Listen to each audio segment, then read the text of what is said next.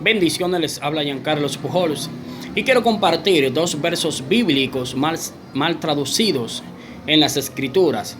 Quiero comenzar con Éxodo capítulo 15, versos 3 y 4. Dice: Adonai es poderoso y guerrero. Adonai es su nombre. Arrojó al mar los carros del faraón y su ejército hundió en el mar rojo y a sus guerreros selectos.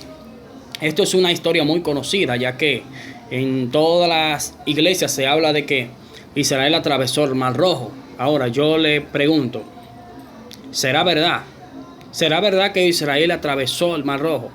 Vamos a ver a través de las escrituras si realmente Israel atravesó lo que se conoce como el mar rojo. Si vemos en la Biblia fue escrita en hebreo. La primera vez que se traduce las escrituras se traduce del hebreo al griego. Ahora bien, la palabra donde aparece la palabra mar rojo en hebreo aparece la palabra Yam Suf. Ahora, lo interesante es que la palabra Yam Suf no se traduce o no significa mar rojo, sino que significa mar de los juncos, río de los juncos, mar de las cañas o río de las cañas. Entonces, ¿de dónde aparece esto que hoy en día todo el mundo entiende, todo el mundo predica, todo el mundo canta? Hasta canciones muy famosas hay. Cada vez que el mar rojo tú tengas que pasar y llama siempre a ese hombre que te va a ayudar. Hay muchas canciones, es muy común predicar que Israel atravesó el mar rojo después de haber salido de Egipto. Vamos a ver dónde aparece por primera vez la palabra mar rojo. Le decía que del hebreo al griego se traduce por primera vez el Antiguo Testamento. Y después que se traduce se conoce como Septuaginta. En la Septuaginta fue la primera vez que aparece la palabra mar rojo.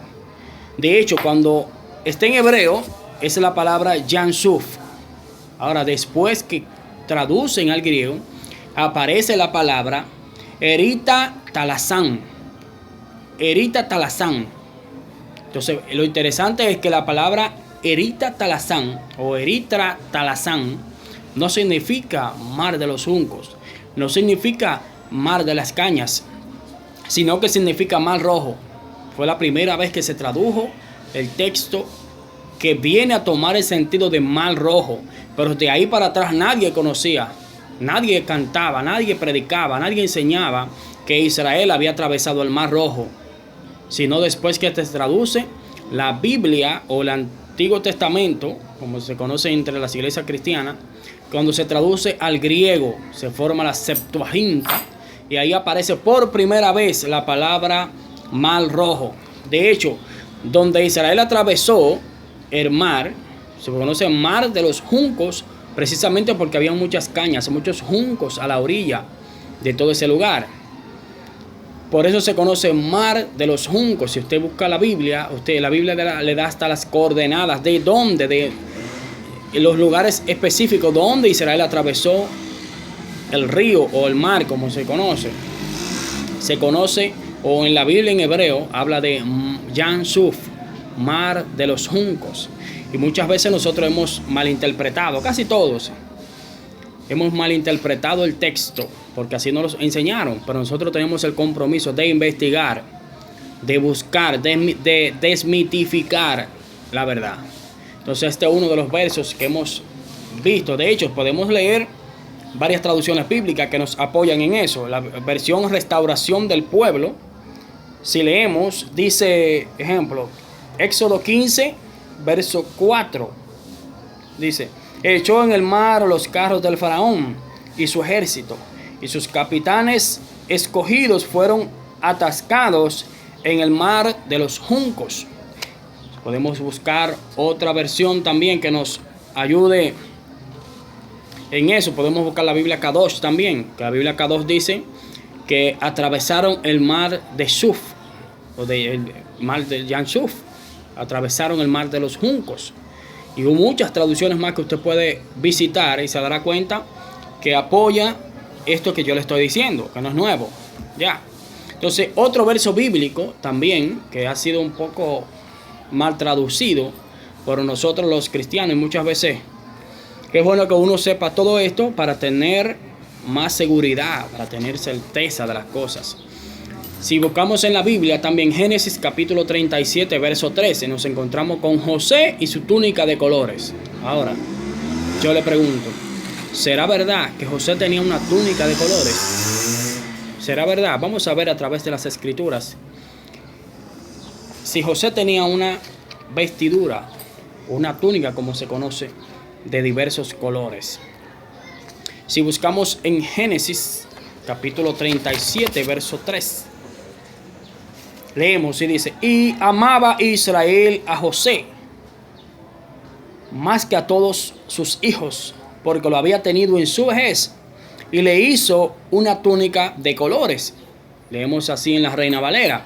Ahora bien, la palabra túnica de colores es la palabra ketonet pasin o katonet pasin, que significa no túnica de colores, sino significa túnica de lino fino de mangas largas. Túnica de mangas largas. O sea que José no tenía una túnica de diversos colores, sino una túnica con mangas largas, ya que en aquella ocasión todo el que trabajaba utilizaba vestidos y túnicas con mangas cortas para poder trabajar. El supervisor, como lo era José, utilizaba túnica de mangas largas, una camisa manga larga, una túnica manga larga, para supervisar a sus hermanos. Entonces, por eso los hermanos odiaban que él fuera con esa túnica, porque eso indicaba que él era el jefe, que él no iba a trabajar, que él solamente iba a hablar y a supervisar. Entonces, Ketonet Pasin nos habla de una túnica de lino fino con mangas largas. De hecho, cada vez que se utiliza en la Biblia, este tipo de vestidura la tenían la realeza, los reyes, sacerdotes y todas estas personas. De hecho, Jesús tenía una túnica de lino fino, costaba dinero. Los sacerdotes tenían estas mismas vestiduras. Cada vez que la Biblia menciona, es la misma vestidura que tenía José, una vestidura privilegiada. Entonces José tenía vestiduras muy privilegiadas delante de todos sus hermanos, por eso ellos tenían envidia.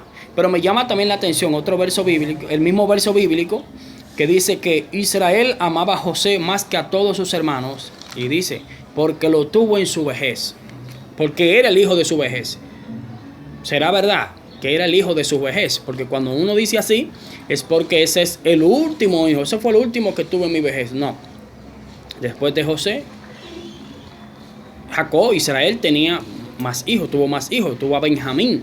O sea que José no fue el hijo de su vejez, sino Benjamín. Si analizamos este verso, de hecho, Rashi traduce que Israel amaba a José. También el Targum de Onkelos nos habla sobre eso. Targum de Onkelos nos dice que Israel amaba a José no porque lo tuvo en su vejez, sino porque él era el hijo más sabio. Sino porque era el hijo más sabio, porque José no era el último de su vejez, sino Benjamín o Benjamín. Entonces, amaba Israel a José más que a todos sus hijos, porque era un hijo sabio. O sea, cuando hablamos de sabiduría en Israel, entendemos que cada vez que Israel enseñaba a sus hijos sobre la Torá, sobre las escrituras, sobre la Biblia, el que más ponía atención era José. El que más aprendió era José. El más disciplinado era José. El más inteligente era José. Así como a Israel le enseñaron Zen, Can, Zen y todas esas personas, Ebel, Abraham, todas esas personas, todos esos antepasados enseñaron a Israel los escritos de Adonai. Asimismo, él lo transmitió a sus hijos. Y solamente José fue el hijo más sabio. Por eso él lo amaba más. Porque era el hijo más sabio, el hijo que más se aprendió sobre las escrituras de Adonai. Entonces, por eso amaba a José más que a todos sus hijos. No porque lo había tenido en su vejez, porque él no fue el hijo de su vejez, sino porque era el más disciplinado, el más sabio, el más organizado, el que más se preocupaba por las cosas de Dios. De hecho, si usted estudia la historia de José, se da cuenta que la Biblia dice que a todo lo que él le ponía la mano, prosperaba.